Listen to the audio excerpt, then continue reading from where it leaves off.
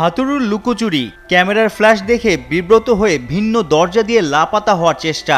গেল ডিসেম্বরের মুহূর্ত, ওয়ানডে বিশ্বকাপ ব্যর্থতার তদন্ত কমিটির জেরার মুখে পড়ার পরের দৃশ্য। সে সময় একে একে হেড কোচ সহ অন্যান্য কোচ, ক্রিকেটার, নির্বাচক এবং ম্যানেজার নানাজনকে ডেকে ব্যর্থতার কারণ খোঁজার চেষ্টা করেন 3 সদস্যের তদন্ত কমিটি। বিসিবি সূত্র থেকে খবর বের হয়, হাতুড়ুর স্বেচ্ছাচারিতা নিয়ে অভিযোগ করেন অনেকেই।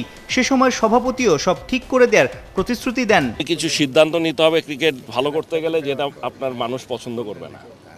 সিম্পল হিসাব। আমি জানি আমাকে ধুয়ে ফেলবে সবাই, কিন্তু নিতে তো হবে। খালি একটা এক্সাম্পল বলি, ডিসিপ্লিন বলে কিছু আছে, এইবার আমার মনে হয় না। ডিসিপ্লিন ঠিক করতে হবে না, সে যেই হোক না কেন।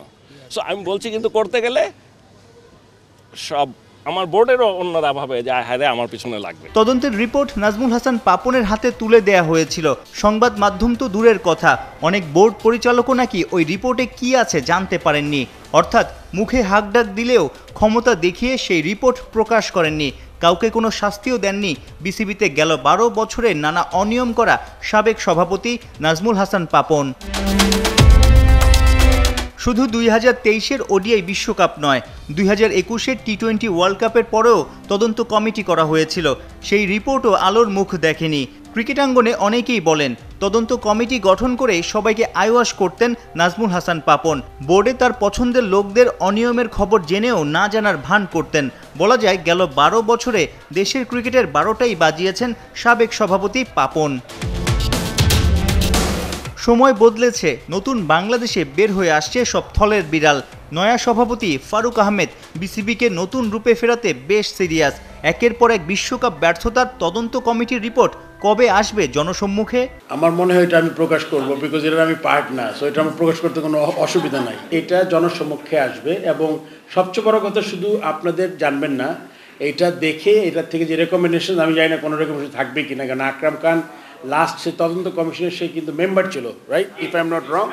সে যখন এটা জনসম্মুখে দেখতে চায়, সো আমি তো তাহলে অবশ্যই দেখতে চাই এবং এটা দেখে আমি কাজ করতে চাই। 900 কিংবা 1000 কোটি টাকা আছে বিসিবির। এফডিআর নিয়ে প্রায় সময় গর্ব করতেন সাবেক সভাপতি। অথচ আয় ব্যয়ের হিসেব তোলা হয়নি ওয়েবসাইটে, জানানো হয়নি মিডিয়াকেও। স্বচ্ছতা একদমই ছিল না নাজমুল হাসানের বোর্ডের।